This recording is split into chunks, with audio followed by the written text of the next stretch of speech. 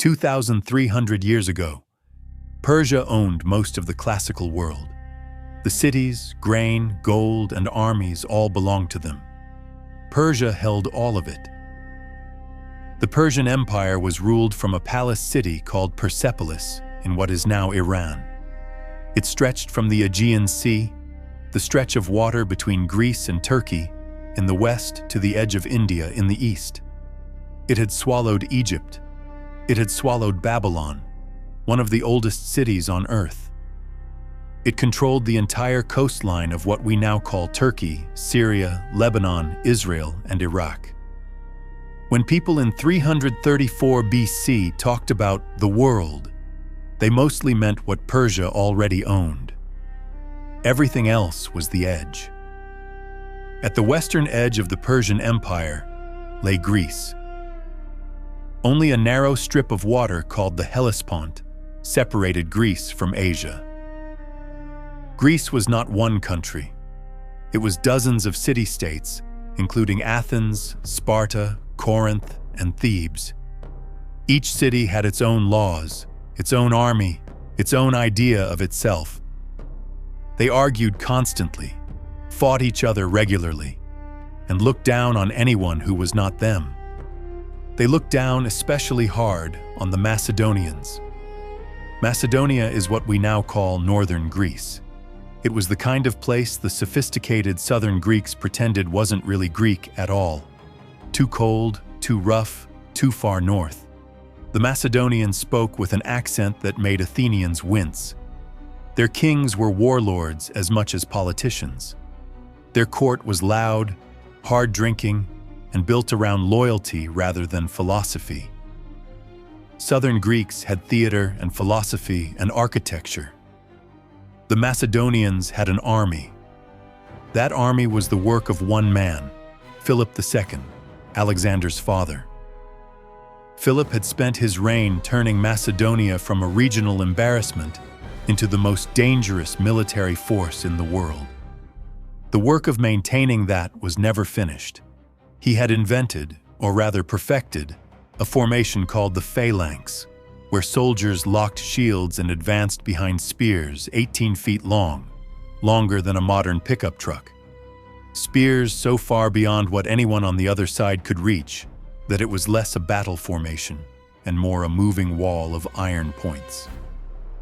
He had built a cavalry arm, the companion cavalry, that could hit an enemy line like a hammer at exactly the right moment.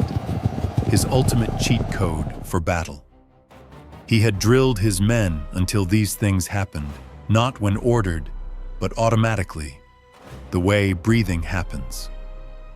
By 336 BC, Philip had forced every Greek city-state to acknowledge Macedonian leadership. He had plans to invade Persia. Then someone stabbed him at a wedding. He died on the spot. Alexander was 20 years old. He became king of Macedonia the same afternoon his father was murdered. For 2 years he held Greece together, crushed rebellions in the north, burned the city of Thebes, one of the great Greek cities, flat to the ground as a warning to anyone else who thought the change of king was an opportunity. He was methodical about it. He was also in a constant fury that time was passing, and he hadn't yet crossed into Asia. In 334 BC, he crossed. At 22, he had approximately 47,000 men. On the other side of the water was the Persian Empire, an entity that, at its height, could field armies of hundreds of thousands.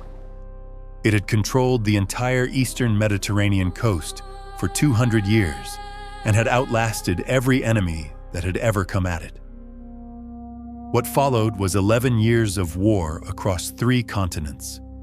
He fought his way through what is now Turkey, down through Syria and Lebanon, into Egypt. The Egyptians crowned him pharaoh, because anyone who beat Persia was their man.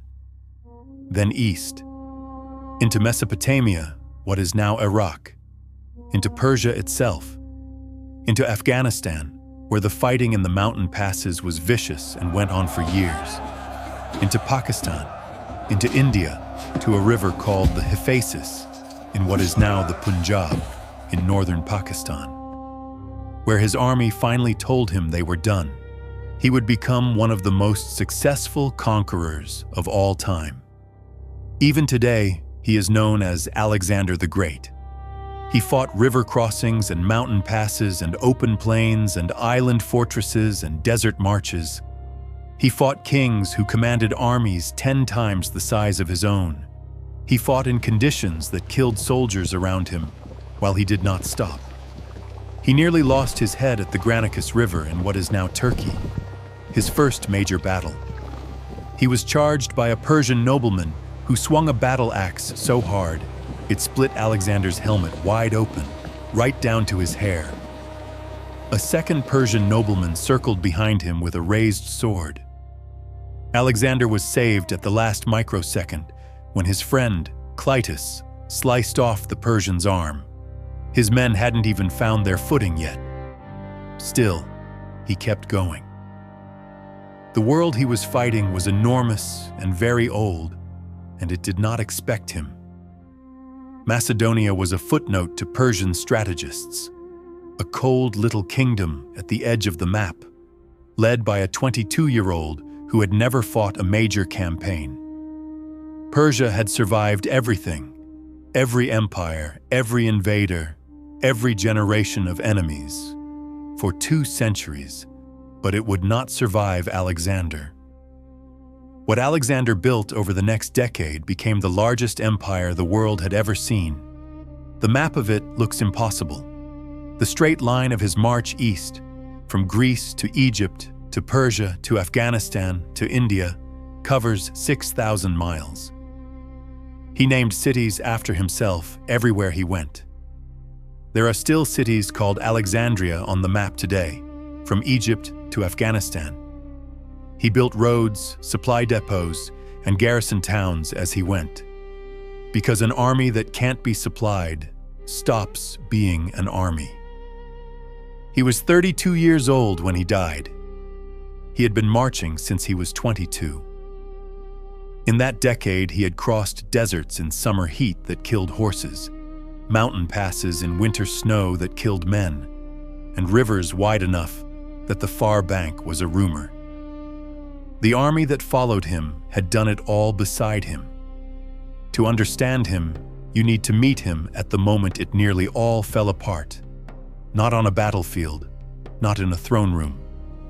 Flat on his back in the dirt of an Indian fortress, the sun hammering down from a hard white sky, an arrow through his chest and blood on the ground beneath him. His men were on the other side of the wall, unable to reach him. Alexander's story doesn't end here. Hannibal, Alexander the Great, and Genghis Khan. True history that reads like a thriller, illustrated on every single page. Find all 3 on Amazon and subscribe for a new chapter every week.